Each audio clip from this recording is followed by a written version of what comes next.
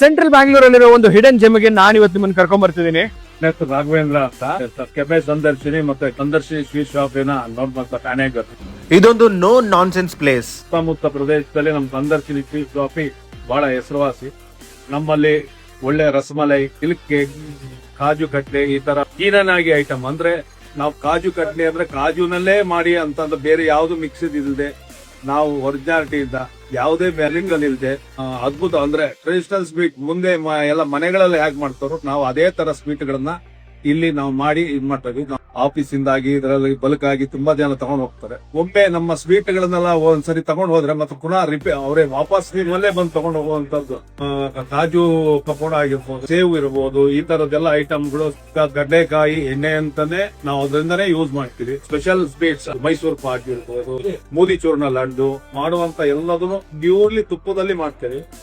ಮತ್ತೆ ನಮ್ದು ಇನ್ನು ಸಂದರ್ಶಿನಿ ಹೋಟೆಲ್ 2 ಅಲ್ಲಿ ನಾವು ಎರಡೂ ಮಾಡಿದ್ದು.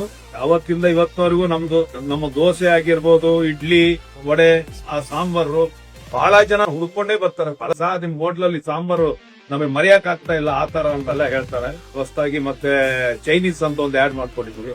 ಅದರಲ್ಲಿ ನಮ್ ಶ್ರೀಜಾನ್ ಸರ್ ಫ್ರೈಡ್ ರೈಸ್, ಈ ತರದೆಲ್ಲ ಮಂಚೂರೀಸ್ ಎಲ್ಲ ಯಾವುದೇ ಕೆಮಿಕಲ್ ಆಗ್ಲಿ, ಯಾವುದೇ ಟೇಸ್ಟಿಂಗ್ ಪೌಡರ್ ಅಂತ ಈ ತರದ್ ಯಾವುದನ್ನು ಯೂಸ್ ಮಾಡ್ದೇನೆ ಒರಿಜಿನಾಲಿಟಿ ಏನಿದೆಯೋ ಅದನ್ನೇ ನಾವು ಉಪಯೋಗಿಸಿ ಮಾಡ್ತೀವಿ. ಚಾಟ್ ಅಲ್ಲಿ ನಮ್ದು ವಡಾಪಾವು, ಬಾಂಬೆನಲ್ಲಿ ನೀವೇನ್ ವಡಾಪಾವ್ ತಿಂದ್ರೆ ನಮ್ಮಲ್ಲಿ ವಡಾಪಾವ್ ತಿಂದ್ರೆ ಇದು ಬಾಂಬೆದೇ ಇದೆ ಅಂತ ಅಲ್ಲಿದೆ ಮಸಾಲೆ ನಾವು ಎಕ್ಸ್ಪೆಕ್ಟ್ ಮಾಡ್ತಾ ಇದೀವಿ. ಸಮೋಸ, ಈ ತರ ಮಸಾಲ್ ಪುರಿ, ಬೇಲ್ ಪುರಿ, ಸೇವ್ ಪುರಿ, ಈ ತರ ಪಾವ್ ಬಜ್ಜಿ, ನಾವು ಎಲ್ಲ ಯಾವುದನ್ನೇ ಮಾಡಿದ್ರು ಸಹ ಅದು ಜನರಿಗೆ ಮನೆಯಲ್ಲಿ ನೀವೇನ್ ಹೇಗ್ ಮಾಡ್ಕೊಡ್ತೀರೋ ಅದೇ ತರ ನಾವು ಹೋಟೆಲ್ ಮಾಡಿ ಕೊಡ್ತಾ ಇದ್ದೀವಿ. ಬಲ್ಕ್ ಅಲ್ಲಿ ಕ್ವಾಲಿಟಿ ಸ್ವೀಟ್ಸ್ ಆರ್ಡರ್ ಮಾಡಬೇಕಂದ್ರೆ this is the perfect place.